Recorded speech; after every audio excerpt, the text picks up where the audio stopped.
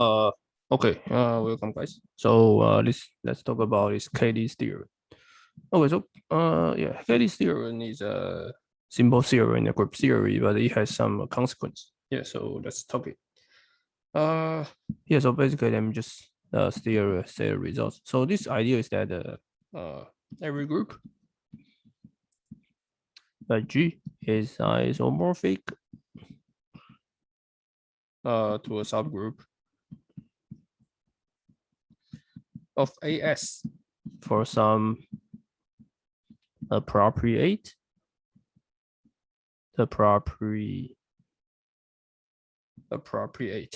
S. Okay, so what is S and AS? So S is a set. So S is a set, and the AS are all the one onto function. So basically, it's the isomorphism function on so basically one onto on S. So this means that yeah, any group is isomorphic to a subgroup of AS, which AS defined to be this for a property S. Or basically, let's say if S has an element, this AS is just isomorphic to the symmetric group with permutation of n ladders. Okay, so basically what I just want to say is that every group G is a some isomorphic to some subgroup of Sn, which is a symmetric group. Yeah, this is a zero. Okay, so in order to prove it, we just need to find what is this. What is this? Okay, so let's see the proof. Should be not difficult. Okay, so let's just pick S to be group G. So now we can forget about the group structure. We just take group G, and for G belongs to G, and let's define tau G. So tau G from S to S. Basically, they are the same as now S is the same as G. Let's define tau G as to be somebody give you X, then you just map to GX. I mean, okay, so let's say so. Okay, so let's say XG and GX are okay. Both are the same. Okay, we'll still the same results. Okay, so I just GX. Okay, I use XG. Oh, okay.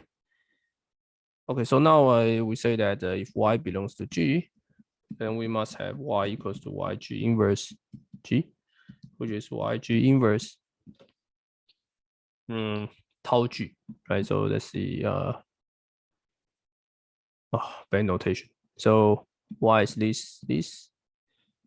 Let's see. So I want to write it as a tau G.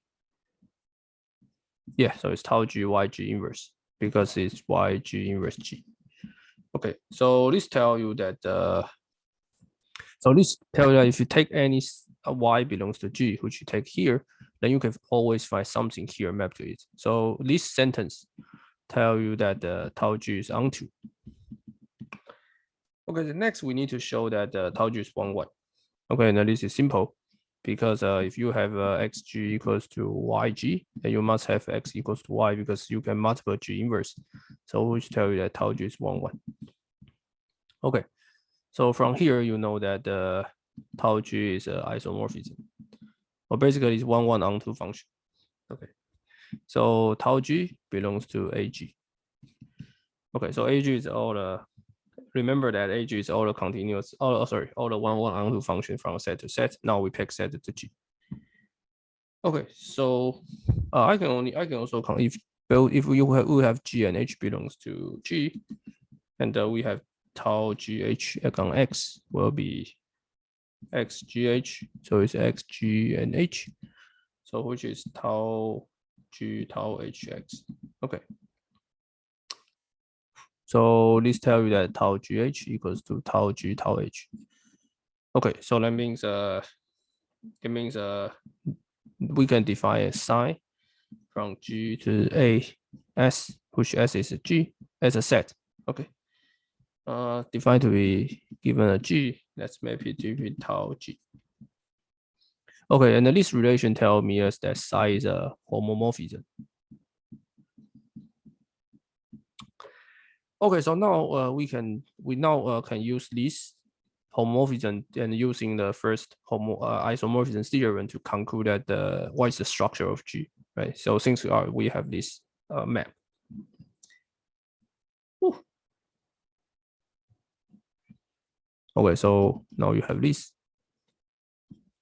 So every time you see a homomorphism, the first thing you need to ask is what is the kernel? So kernel is the K, right? Kernel is just defined to be the set belongs to G, such that psi of X is an identity. So what is the identity in this? Just a constant map, right? So it's tau G0, right? Okay, so that means let's write down. So this is G0. Sorry, this is X. So this X mapped to phi X. Okay. Mapped to tau X, and the tau X should be identity if we want to find a kernel. Okay. So means that let's see.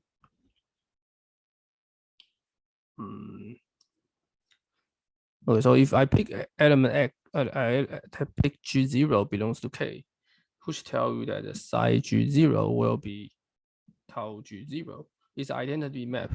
So for E belongs to identity belongs to the group, we have tau G0 identity will be what? Tau G0 identity will be identity because I want to find a kernel. But by definition, is this E G0, right? So this tells you that G0 must be identity. So this tells you that the only kernel, the only element in the K must be identity from this. So K, the set K just contains one element, is identity. So only identity will fix everything. Okay, so this tell you what? This tell you that this map from G to sorry, somehow like through this A of G is injective because the kernel is just identity. Okay. So from the first isomorphism theorem, the first isomorphism tell you that G modulo kernel. Right, now there's no kernel, right? We're isomorphic to the image of psi AG. Okay, and then this is just G itself because the kernel is identity. So we prove that the G is a subgroup of AG. So now we answer the first question is that you just pick this S to be G and everything will fix. Yeah, so this is a proof. Okay, okay, so let's see the drawback. Okay, the drawback of this that okay, but the drawback is that A of G is large because A of G contains the G factorial element. Okay, and the advantage is that so if we want to classify all the group, we just need to classify all the subgroup of the symmetric group. So it means if some smart guy which he can classify all the subgroup of symmetric group, they can always get AG.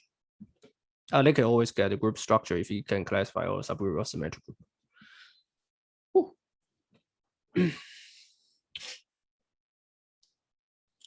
Yeah, let's see. Let's see. Let's prove more difficult results. Okay, so now we want to investigate. You want to investigate. So somehow like we need to somehow like put G right into some group which is not so large, right? So not AG itself, not AG this kind of group which is so large. Okay, so let's see. So suppose H is a subgroup of G. Yeah, so sorry, let me just okay, so H is a subgroup of G, and let's S to be a set. Says S to be a set. Basically, it's a coset HG. G belongs to G. Okay, so S need not to be a group itself. Okay, so yeah, because this is right coset, right? This is right coset. So if you want to be a group, then H must be normal. Okay, but we can make it group. So let's define TG from S to S, such that HX TG econ HX, right? The form of the usual element in the S, the all element in S is represented as HX. So you can define this to be HXG. So I just times G from right. Okay, and you can easily check that from our previous proof that TG belongs to AS, and the TGH is TGTH.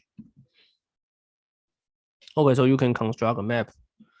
So the same technique constructs data from G to AS, defined to be theta G equals to TG. Okay, it's a homomorphism. Yeah, somehow it's a homomorphism. Okay. Okay, and we need to ask what is the case for theta to be isomorphism? Yeah, this is we need to check. Okay, so let's say we have a kernel. Kernel is called K. Okay, so if G0 belongs to K, we need to check. And theta G0 must be TG0. Just by definition, TG0. TG0 should map identity on S. Okay, so that means we get our TG0x must be equal to X. Okay, so we get the we know that every element in S is just the right cosets of H in G, right? So we must have, let's say we get HA T, so let's see. So we get TG0. So let's write X to be HA. So HA equals to HA. So you get the HA G0 is HA. Okay, so we tell you that this is the identity that we need to get. Okay. Okay. Also, let's check it. So if B belongs to G, and we have HXB belongs to HX, for all X belongs to G, and I mean if we have this, right? So let's see if we have B belongs to G, and the HXB equals HX for all X belongs to G, then easy to show this. Easy to show this B, right? So by definition, this B must belongs to the kernel, right? Because satisfy this property. Okay, so that means now we arrive the another expression for the kernel. So we can write the kernel to be B belongs to group G, such that HXB equals to HX for all X belongs to G. Okay, so this is the another expression. Okay, so by this, we claim that K must be largest normal subgroup of G. So K must be the largest normal subgroup of G such that which is containing in H. So this means that you have group G, right? And then you have subgroup H, and then you can construct a kernel here. And this kernel is the largest normal subgroup such that it contains H. So every element in H must satisfy this because H is a right. If H is a normal subgroup, then you can change it. You can change this. You can easily check that yeah, you can easily check that if B belongs to H. If B belongs to H, that means what? So then you will ask why is this happen?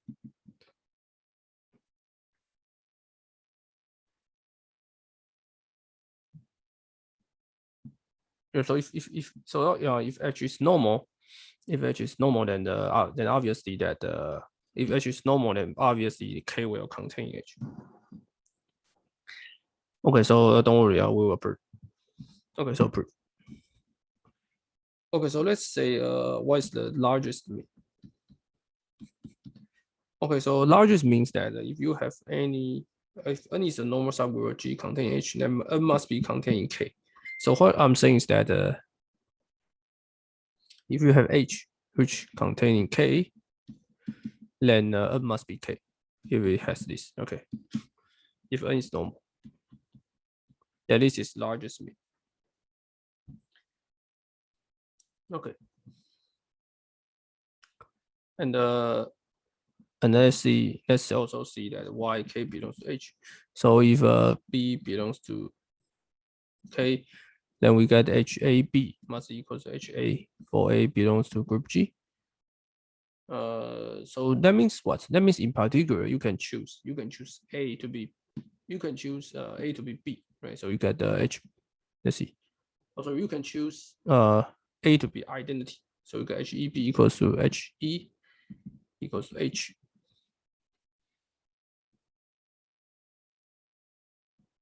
And yeah, so this tell you that B must belong to H, right? Because this is H, the left hand side HB. Okay, so which you prove that the K is subset of H. Yeah, so we don't need a normality of the H. So which we already showed this. We already showed this part. Okay, now we need to prove that Y is this is largest.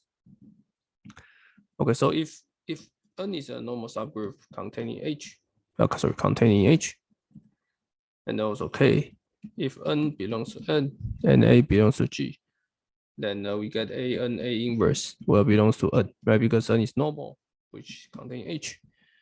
Okay, so by construction, you get H A inverse must be H, right? So you get H A N must be H A for all A belongs to G. Okay, so by definition, right, N belongs to K. Yeah, so proof is done. So we show that if you get something N contains K, which cover H, then you have this property, then it will imply that it must be K. Okay, so that's why K is the largest normal subgroup, which is containing H. Okay, so let me just write down the results. So basically we collect all the results, we prove this theorem.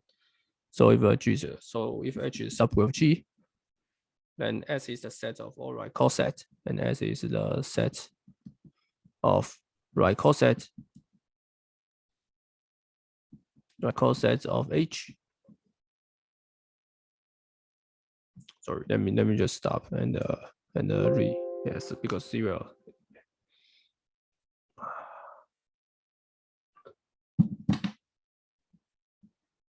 Hmm?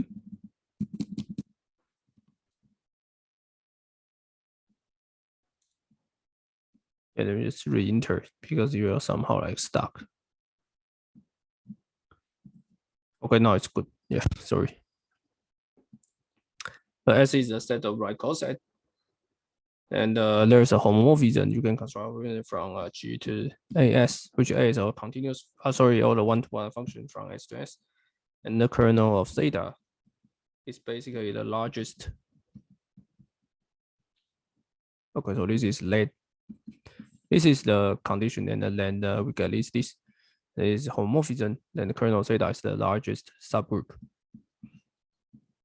of G, which is contained in H. Why math is abstract math is somehow difficult. Okay, so you take a group G, right, and then you get subgroup H, and you can construct S, right? And this S, the kernel of this S will be of this map will be the largest subgroup of G, which is here containing H. Okay. Okay. So let's see the application. So a stupid application is just what we prove that if you let H to be identity, right, then what? Then what is the S is? So what is S? S is just G, right? S is G because H is identity, so all element times it will get G. Okay, so AS will replace by G. So kernel is the largest subgroup of G containing H. And now H is you can pick H is identity. Right, so what is the largest subgroup? So the kernel now is the largest subgroup containing E, which is just identity self. Okay, so which proves that the Cayley theorem. Okay. Okay, if H is yeah, so H should have a no sum group. Yeah, so that's the result, right? Because if H is identity, then you just follow the rules. Then you said kernel is larger. You get kernel is also identity, right? So you prove the Cayley theorem. Okay, special case.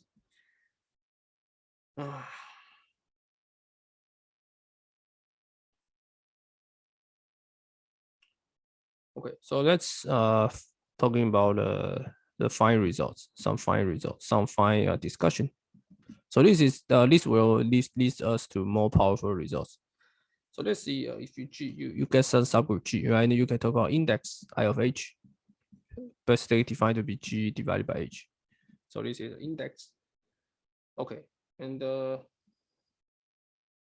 such that that's assumption that the index factorial will less than group G. So this is the assumption. So assumption that index factorial is, so basically you are taking some subgroup which is a little bit which is large, right? If H is large, then index should be smaller. Index factorial may have a chance less than G. Okay, and then you also take it S to be the right coset. So S is the right coset of H. And you can, by definition, you can still construct map, right? Construct map theta from G to AS. Okay, and no, the problem is that this cannot be isomorphism.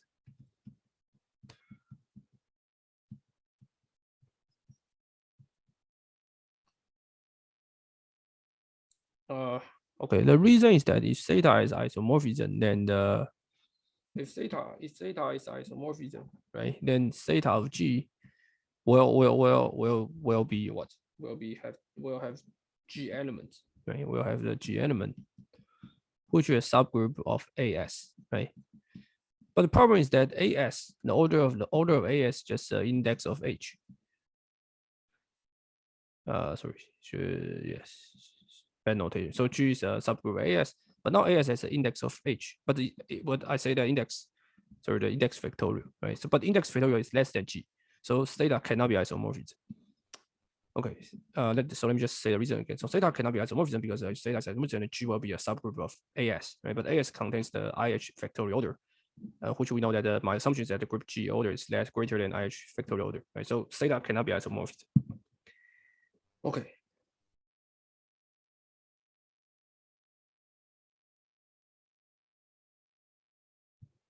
Okay, and but we also notice that if so now we notice so let's make assumption that even if H factorial is greater or equal to G, and if but we can make assumptions that make a stronger assumption. If we make assumption that the order of G do not divide I of H factorial, then by Lagrange theorem, Lagrange theorem. By Lagrange theorem, we can get what? We know that so this is, so let's see, so this is the AS, right? So by Lagrange theorem, we know that the AS has no subgroup because it do not divide, right? It has no subgroup of G. Also, all subgroup of order G. So we tell you that if you have this assumption, this strange assumption, which IH factorial, which G, the order of G do not divide the IH factorial, then you can say that theta is not isomorphism. It's not isomorphism.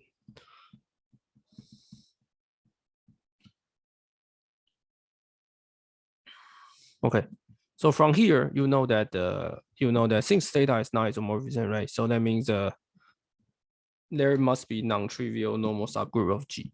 So the result is that so if both 2 and 1 or 2 happen, means that the G has non-trivial subgroup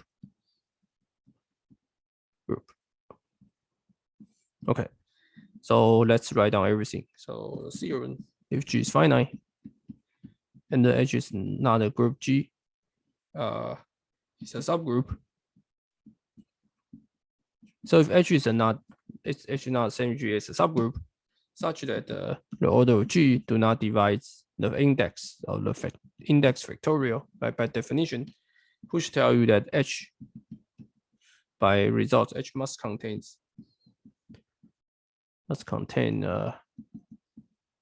non-trivial subgroup of G. Right, so that means kernel cannot be injective, right? Kernel cannot be injected by our previous results.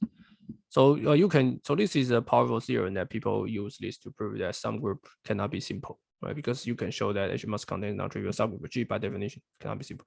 So you can always, if you can find such a condition that G do not divide RH factorial. Yeah. Okay. Yeah, that's the example. So example 1 is that if you have G is 36, and suppose G has a subgroup H, which order is 4. Oh, sorry, 9. So that means, okay, suppose you have 36 group and you have the order is the 9, the order subgroup is 9, right? So now the index is 4, right? So by so satisfy the first condition that group G order less than 4. Sorry. So our first assumption is that G, the index factorial less than G, right? So in this case, we have a 4 factorial less than 36 because this is 24. So by this, let me just clean. Sorry about this. Let me just write everything clearly. Okay, so 24 less than 36, right? So which tell you that H contains some non-trivial subgroup of G. Okay, so but H is index 9, right? So then non-trivial subgroup must be 3, right? Because otherwise there's no choice. Okay, so example 2, if you guess G is 99 and H is a subgroup of order 11, now index is 9, right? Index is 9. Okay, but I know that the 99 do not divide 9 factorial, do not divide 9 factorial. So which shows that there is non-trivial subgroup of H. Okay. But problem is H is order 11, right? So which tell you that H must be normal. So I hope you guys understand what I'm saying. So now by our theorem, H must contain some subgroup, non-trivial subgroup, right? But H is prime. So the only non-trivial subgroup is itself, right? So H must be normal. Okay. Yeah, I think it's enough. Yeah, we can use this theorem to prove something which is not simple in the future. So hope you guys like it. So subscribe to my channel.